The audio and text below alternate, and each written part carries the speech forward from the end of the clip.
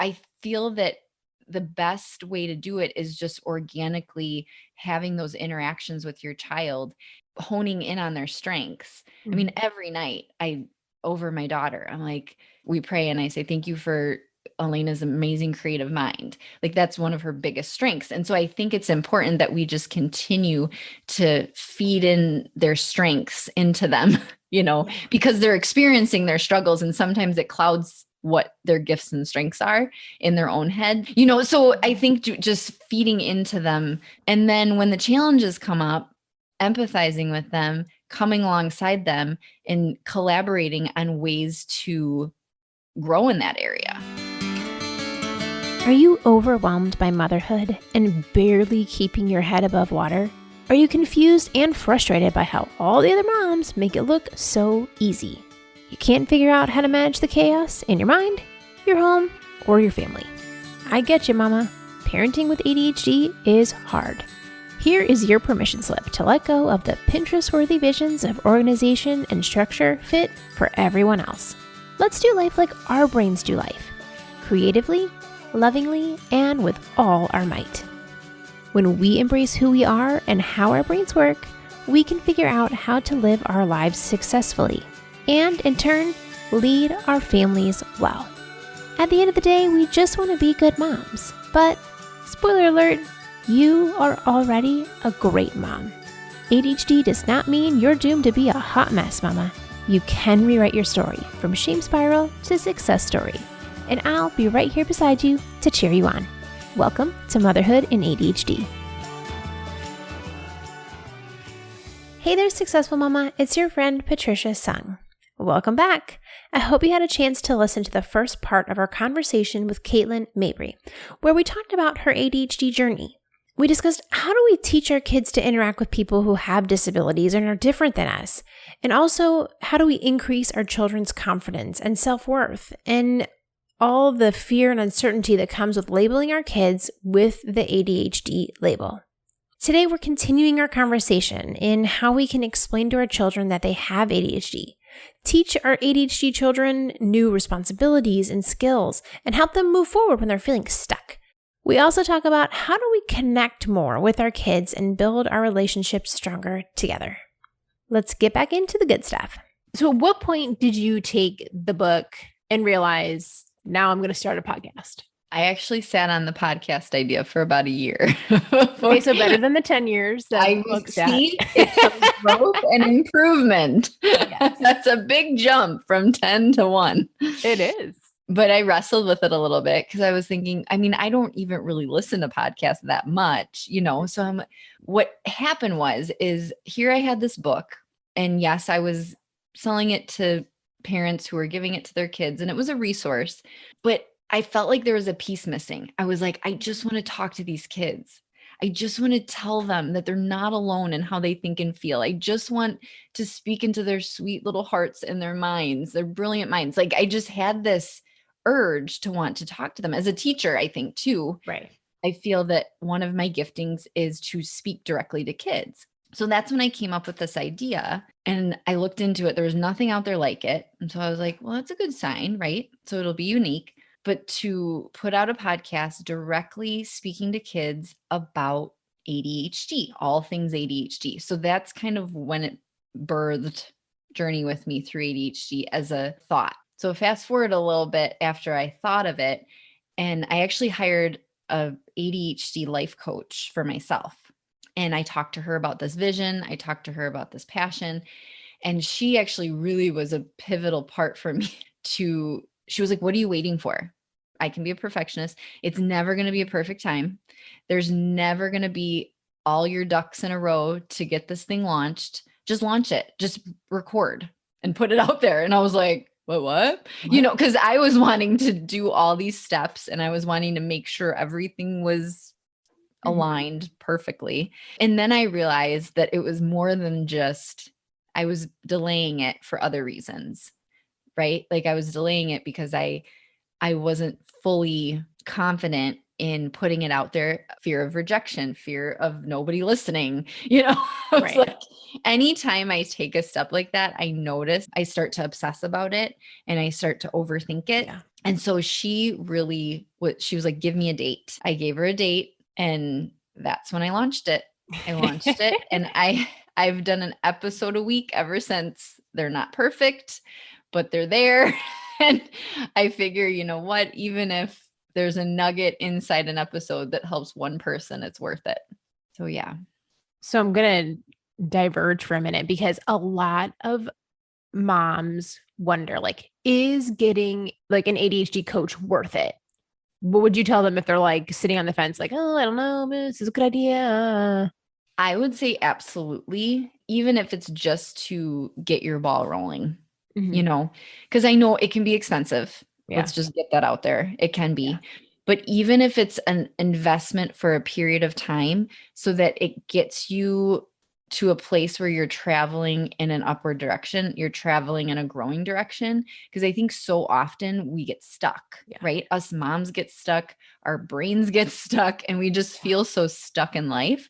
And so I feel that coaching can be super beneficial because it kind of gets you unstuck and gets you moving in a direction where you can grow and you can start utilizing tools and strategies and implementing those things in your life so that you can see progress and you can see improvements in different areas. So, yeah, I think that's good advice. I think from what I've seen in talking to lots of ADHD moms is that in general, ADHDers, like when we pick something, we feel like we're picking it forever. And that if I make this decision, I've now decided for the rest of my life that this is going to happen. And so having that permission of like, hey, why don't you sign up to talk to this coach for 6 sessions and see what happens, and like just have your set amount. Because I see it come up like in medication of like, if I choose to take medicine, I'm going to take it forever. It's like, no, you could change your mind later. Like you can't just like change your mind on and off. That's not good for you. But like, if 6 months from now, you're like, this isn't working for me, you can change your mind. Or 10 years from now, you can change your mind. Whatever decision you make is not permanent. You can try things out, and it's okay to later change your mind, because I think that we a lot of times feel like we're very flaky and we don't stick with things. So going in with the mindset of like, I'm going to hire this coach for, 2 months feels too flaky to us, as opposed to like, I have a specific thing in mind. I want to get my ball rolling. I don't have to hire this coach for the next 50 years. So right. I like that advice. Exactly. Okay, so getting myself back on my course here, because I was like, ooh, got to ask that question. When you talked earlier about, which hopefully people go back and have listened to episode part 1, when you were talking about when your parents told you, okay, you have ADHD, but you didn't really get enough information to understand what it was. What would your advice be for mamas who are trying to explain this to their kids? How can they do it in a way that's not overwhelming, but is more approachable? And just any advice that you have to explain this. I feel like this is something that parents really, really struggle with, is how do I explain this to my kid and give them enough information, but not too much that they're like brains explode. Well, just get my book and listen to my podcast and you're good to go. No, I'm just kidding. I'm totally kidding. Step one. No, I'm kidding. I mean, I'm only partly kidding. So then the reason it's funny you said that, because that came through my brain and I was like, is that absolutely insane to say that? But that's why it's here. Book. Well, and that's why I wrote the book. And that's why I did the podcast, for conversation starters. And whether it's my book and my podcast, but I feel that you need to find what works for you and what works for your child in their age and stage of life. Because you might be talking about a teenager, right? Right. And that's a different conversation than a 7-year-old. Exactly. So you're going to have different conversations. You're going to connect with them in different ways. Visuals are always good. Like I had a kiddo that I was working with in his home, and we were playing with his race car track. And I said, oh, I'm like, look at how fast those race cars go. And he goes, that's what my brain feels like. And I was like, yeah, I'm like, my brain feels like that too. But this was after we had kind of talked about, I had given him some other examples of what my brain feels like. My brain feels like a roller coaster. Well, so then he went and he later, actually, that was like another session later. And his mom was like, I've never heard him actually talk about his brain like that. And so I think it's just organically too, just coming alongside your child and especially if you're a mama with ADHD, Yeah. using yourself as an example. My brain feels like this sometimes, or man, I have some really deep, intense emotions. And you'll be surprised how quickly your kiddo connects with you. And then that's when you can continue with that conversation. And that's another thing. I think it's important for mamas to know that it doesn't need to be a sit down, one conversation thing, right? This is a lifelong learning. And so I feel that the best way to do it is just organically having those interactions with your child, honing in on their strengths. I mean, every night over my daughter, I'm like, we pray and I say, thank you for Elena's amazing creative mind. Like that's one of her biggest strengths. And so I think it's important that we just continue to feed in their strengths into them, because they're experiencing their struggles and sometimes it clouds what their gifts and strengths are in their own head. So I think as mamas, it's important that we, make sure we're pouring in their strengths and gifts and what we're seeing. You are an awesome big brother. You are so innovative. Look at how you created that. So I think just feeding into them their gifts. And then when the challenges come up, empathizing with them, coming alongside them and collaborating on ways to grow in that area. You took a lot of things that were floating in my head and I was like, yeah, and that too. That was one of my pet peeves is like, we're just going to have the one big conversation and then never talk about it ever again. There are very few things with kids that should be those kind of conversations. Like I actually can't think of any. To me, it reminds me of like the birds and the bees talk. Like people make it like this big thing and then we never talk about it ever again. It's like, no, you need to have this continual communication with your kid as they grow and they mature and like they need to know different things. Like this needs to be something that you're talking about all the time. Mm-hmm. And the same with them understanding themselves. Like the way that you're going to explain things when they're 7 is different than you're going to explain when they're 12 or 17. And your dialogue has to mature with them and you're giving them more information and more detail as they get older. But that strength-based stuff, I mean, that is gold. That's what we need because even as adults, we focus on what we messed up. We focus on what we didn't do right or that stupid thing we said 6 months ago that probably the other person doesn't even remember. And we need that constant affirmation to remind us of what is good there. Because we are clouded with the negativity. Not just for kids, folks, not just for kids. Do you wish there was a way to feel confident about your day? To know exactly where you need to be, when you need to be there, and what you need to do today?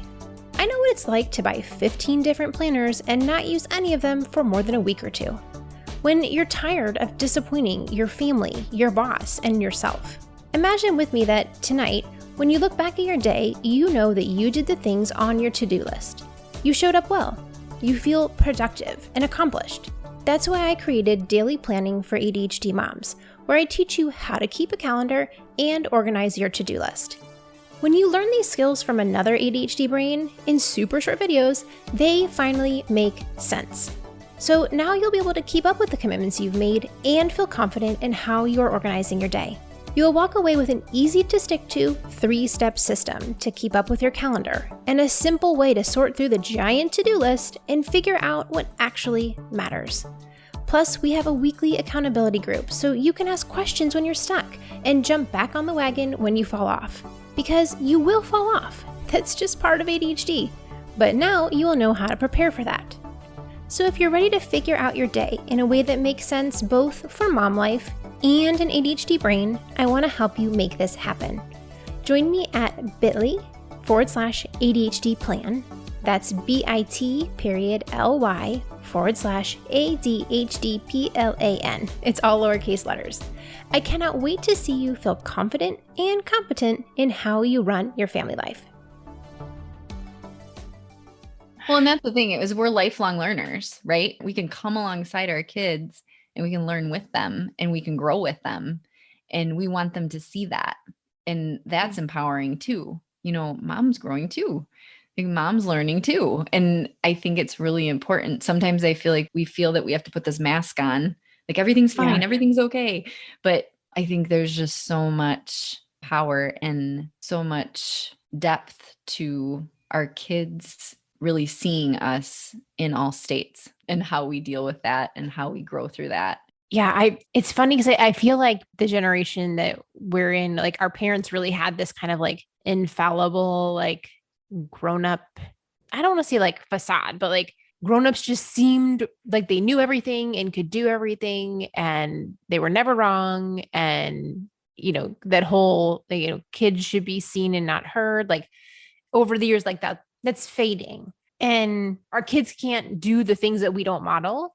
So when we can model like, hey, it's okay that I totally lost my mind today. Everybody gets angry, but here's what we have to do afterwards. We have to check on that other person. We need to make sure that we apologize and that they're doing okay. And if we're not modeling that, how are our kids ever going to learn it? Exactly.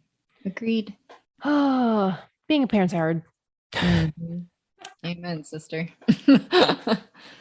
So you have a huge background in working with kids who are neurodiverse. Where would you say are like the top areas that they struggle? And what are the, I guess, like a matching skill that we could work on with them to help them in that struggle? So I've worked with a lot of kids through both classroom and one-on-one tutoring, in-home coaching, all the things. And the biggest struggle I see is the overwhelm with a task given. So that could be the task of cleaning a room. That could be the task of doing an assignment. That could be a task of getting dressed in the morning, right? So there's so many different tasks. So I think this encompasses a lot, but I feel that the greatest thing that we can give our kids is that breakdown and helping them to not only break things down, but also get started on that first step. So, right, we struggle with that initiating tasks. And I think that gets forgotten sometimes. And so here we are as parents, sometimes we'll just get them on, just do it, just get it on, just go do that. But then what's happening is a lot of times I'm seeing kids just shut down because it's just too much, right? Because go clean your room, go clean your room. Well, if the room's trashed, then go clean your room looks like where do I even start? Right, exactly. It's overwhelming for me as the grown-up to go clean that room. Exactly, right? Yeah. I don't even know where to start cleaning that room. And so I think cleaning a room is a good one because that can go through all ages. So instead of us saying just go clean your room, we need to break it into pieces. There's a couple things we can do. We can put on music that'll release some dopamine for them. Like that'll give them some motivation. We can say, okay, instead of go clean your room, put those clothes that are in that pile in the basket, like giving them more specific tasks. And it depends on your child. They might be able to handle just that one thing at a time, Yeah.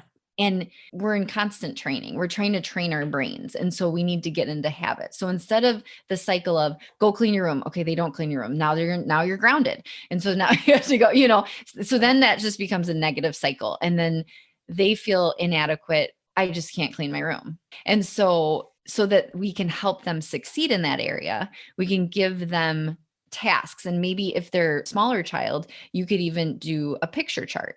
Okay, first we're going to put our clothes in the basket. Then we're going to put our toys away.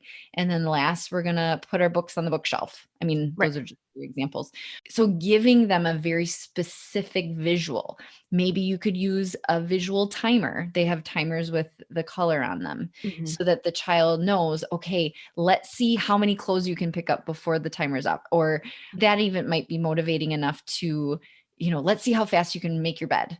So I feel just making it manageable by breaking it into parts and pieces, I think is a big one. And then when that comes to school assignments, I wanted to talk about that because working with kids and tutoring, I found the most helpful, beneficial strategy I've ever used is to really break down assignments into parts and pieces. And again, that looks different for each child, but if I even cover up, like let's say there's a math sheet, I cover up with a white piece of paper, all but question number 1.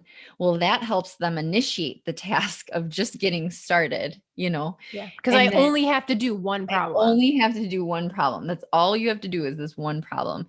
And that really does kind of break the ice for them. And that helps them with their executive function challenge of getting started on it. Yeah. So because once the ball is rolling, then they're like, I did one, I was successful. Now I know I can do two. So then you drag the paper down to 2, you know? So I have this kiddo that I've worked with since he was in 3rd grade, and he's now going into his junior year of high school.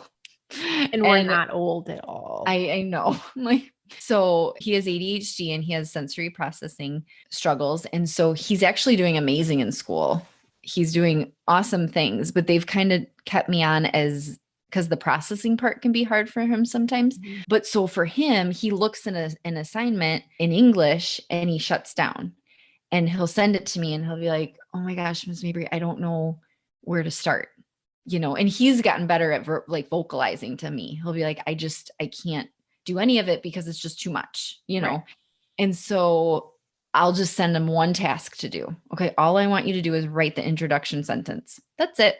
Just write the introduction sentence and then let me know when you finish that, you know? So just providing that accountability for our kids can be helpful too.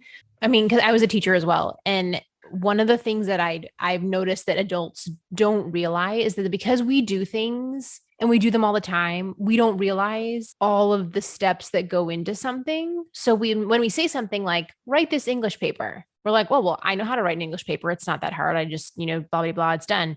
Or clean your room. You're like, okay, I know what that looks like. I can make that happen. But in actuality, the instruction, clean your room, is very vague.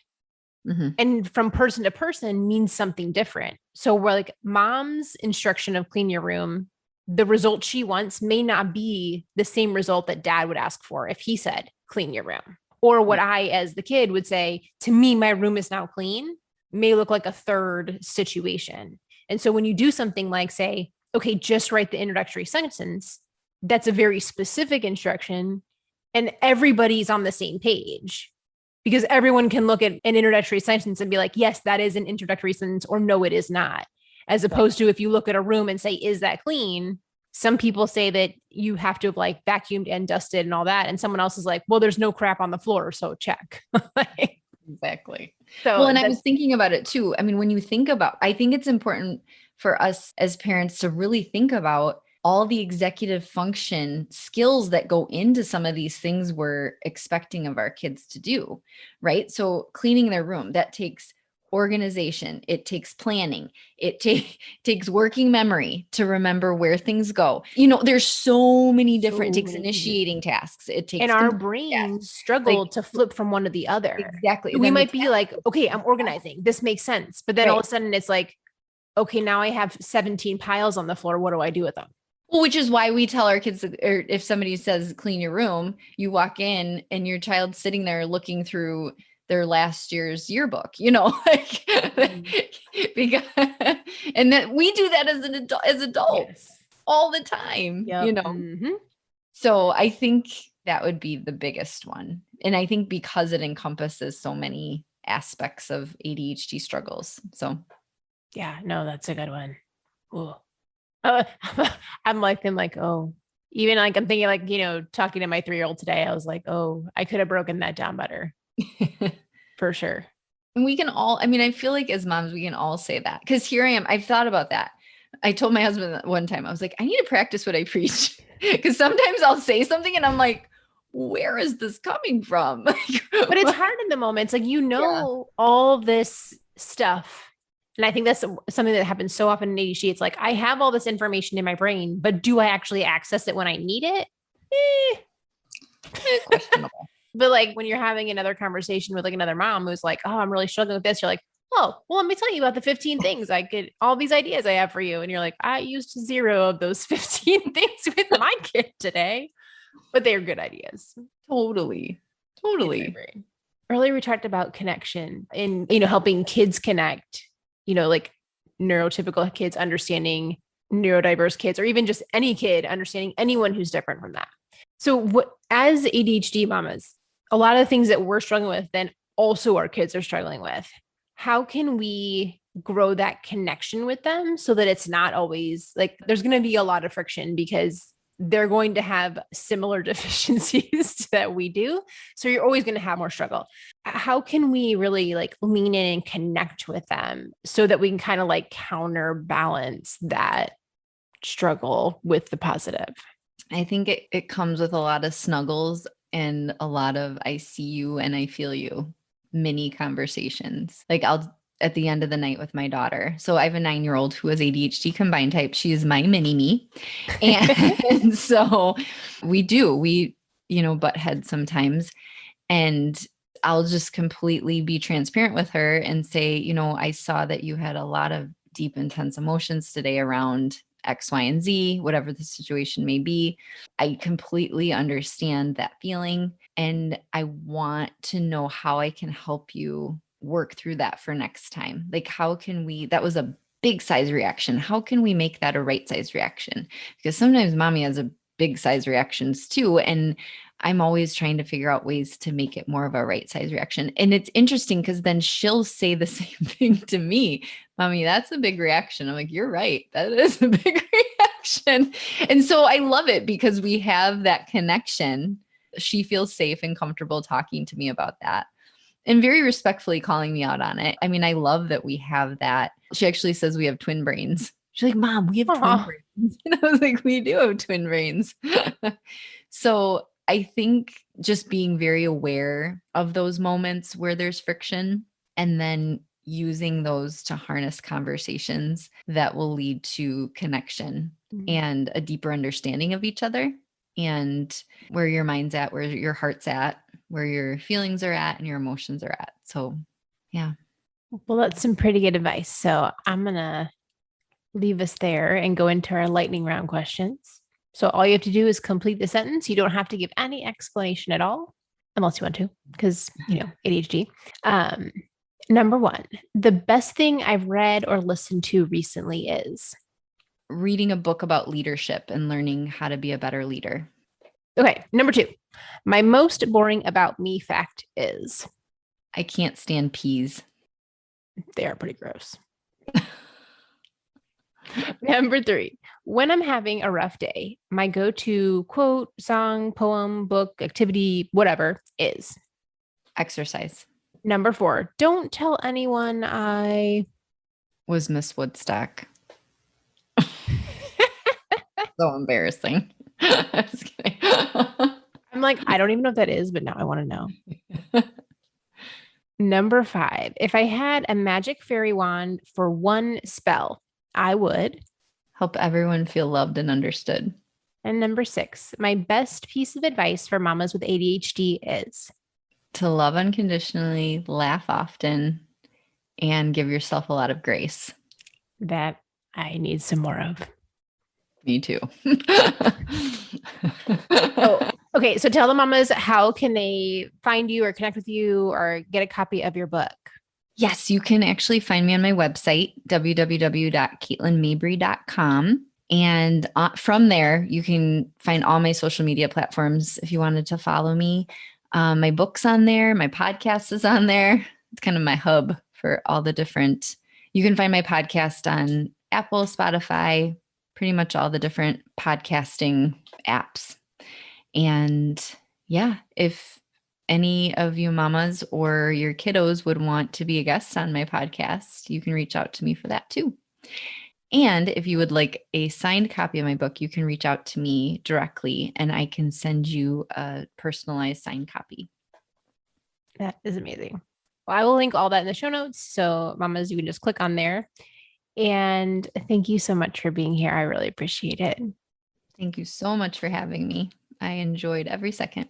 Be sure to check out the podcast Journey with Me through ADHD with your ADHD child, and we'll talk soon, Successful Mama. For more resources, classes, and community, head over to my website, motherhoodinadhd.com.